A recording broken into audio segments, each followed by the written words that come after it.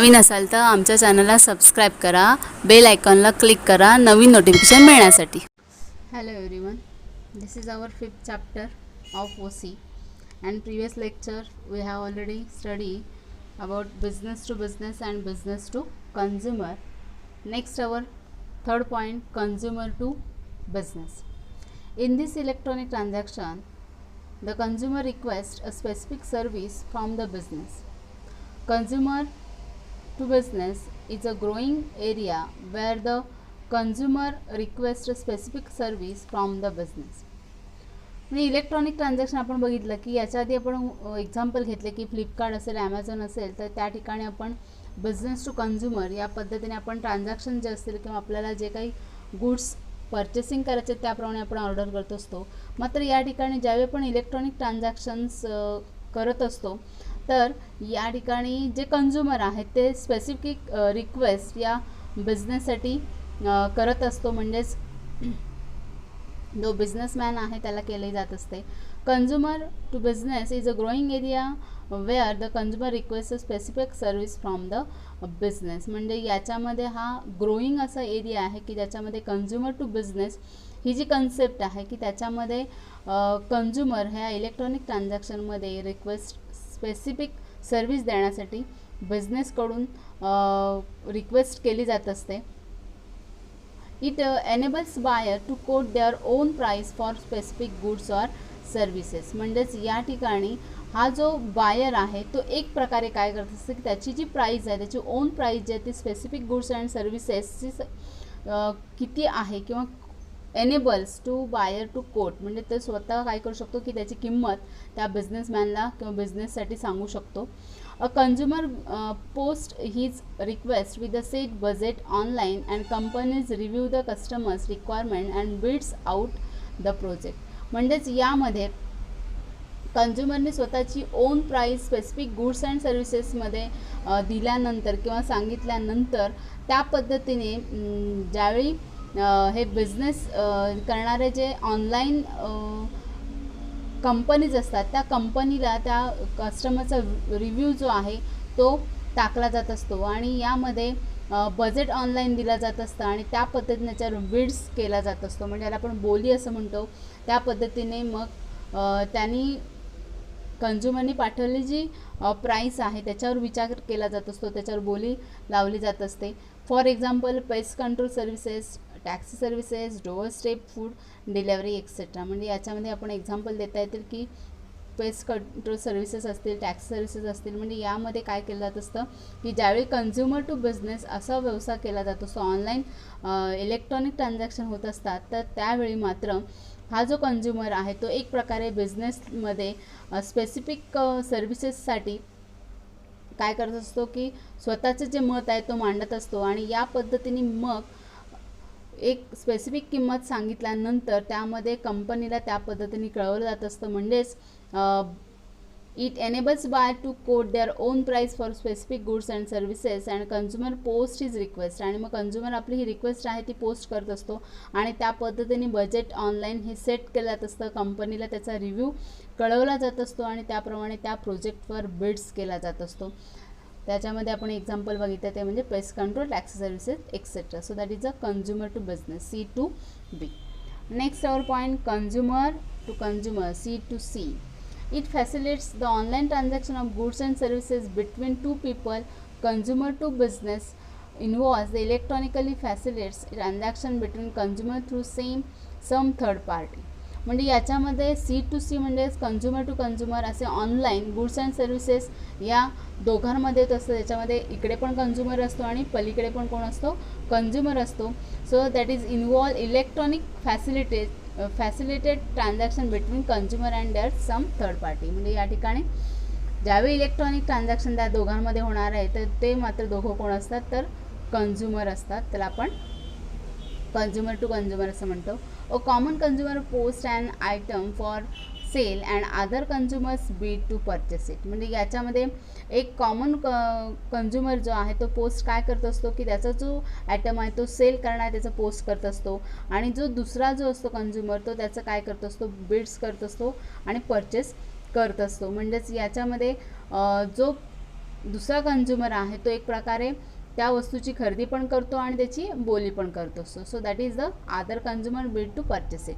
The sites are only intermediaries just to match the consumers. The internet allows a lot of space for consumer groups to be form.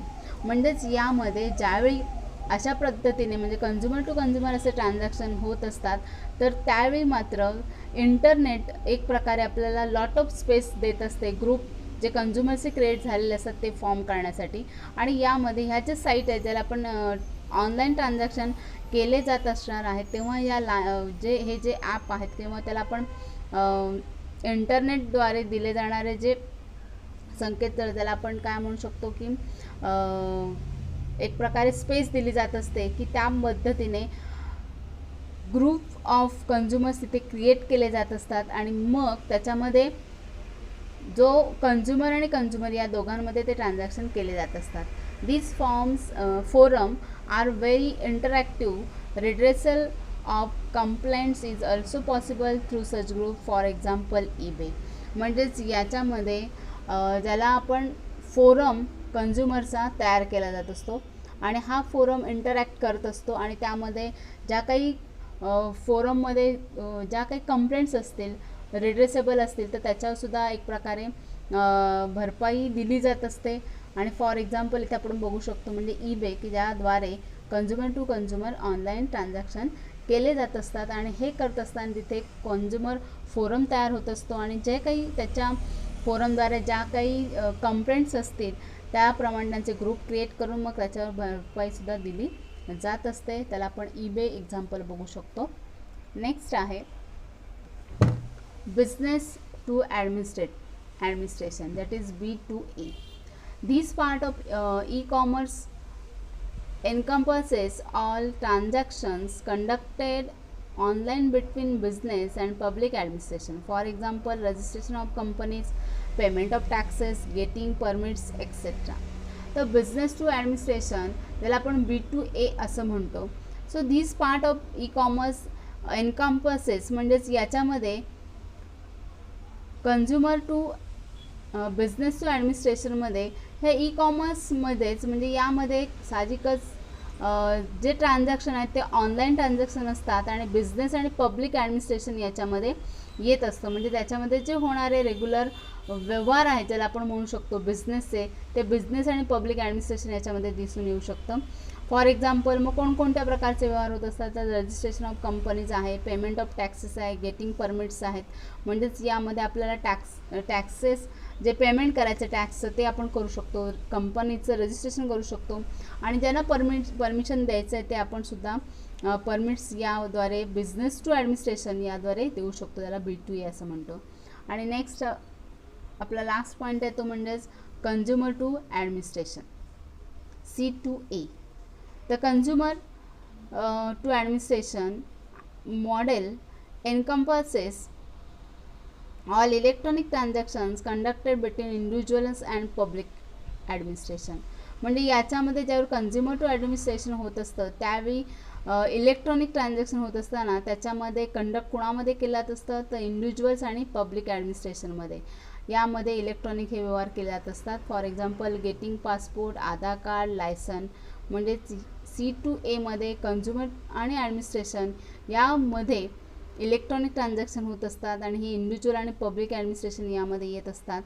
तर हे सगळं झाले आपले ते म्हणजे scope of business आपण बघितलेला आहे. तर याच्यामध्ये एक महत्त्वाची इन्फॉर्मेशन आपण बघू शकतो अजून एक. In 1997, introduction of brand's new phrase e-business, IBM was one of the first companies to use the term. In October 1997, it launched a thematic companies built around e-business. म्हणजे 1997मध्ये याचं इंट्रोडक्शन आपल्याला e-businessचं IBMने फर्स्ट टाईम करून दिलं आणि ही term October 1997मध्ये झालेली आहे. आणि यामध्ये हे ई-बिझनेस ही टर्म कंपनीमध्ये एक म्हणजे त्याला आपण थीमॅटिक कंपन अशी म्हणजे त्याला मोहीम म्हणतो. ही थीमॅटिक मोहीम या ठिकाणी सुरू झालेली दिसून येते.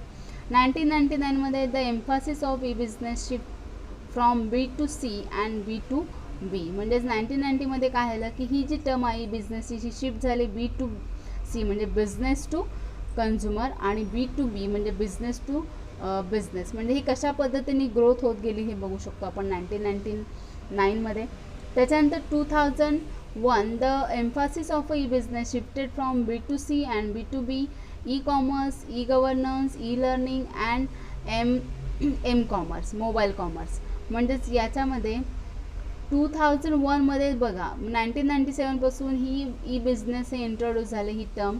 आणि त्याच्यानंतर कशी ग्रोथ होत गेली की ही शिफ्ट बिझनेसचं ई बिझनेस शिफ्ट होत गेला तो म्हणजे B2C आणि B2B. आणि त्याच्यानंतर अजून त्याच्यामध्ये ग्रोथ होत गेली ती म्हणजे ई कॉमर्स, ई गव्हर्नन्स आणि ई लर्निंग आणि ज्याला आपण मोबाईल एम कॉमर्स म्हणतो ते. Next 2004 total online shopping and transaction in the United State between 3 to 7 trillion. And 2004 there is a tremendous changes that is total online shopping होऊ लागली, transaction होऊ लागले. आणि हे ट्रान्झॅक्शन मात्र USA म्हणजे युनायटेड स्टेट याच्यामध्ये होऊ लागले आणि ते 3 to 7 trillion अशा पद्धतीने ट्रान्झॅक्शन होऊ लागले. E business will undoubtedly continue to shift and changes. म्हणजे याच्यामध्ये साहजिकच हे जे बदल आहे चेंजेस आहेत ते 1997पासून ते आत्तापर्यंत होत गेलेले आपल्याला दिसून येतात. अतिशय इम्पॉर्टंट हा असा टॉपिक आहे की ज्याच्यामध्ये कोणकोणत्या पद्धतीने ग्रोथ होत गेली. जे आपण आता सध्या ऑनलाईन जे काही करतो व्यवहार ट्रान्झॅक्शन करतो नेट बँकिंग असेल किंवा इतर प्रकारचे ज्या मास्टर कार्ड वगैरे आपण यूज करून जे व्यवहार करतो आहे हे सगळे आपल्या साहजिकच या बिझनेस संदर्भात आपण बघितलेले आहेत.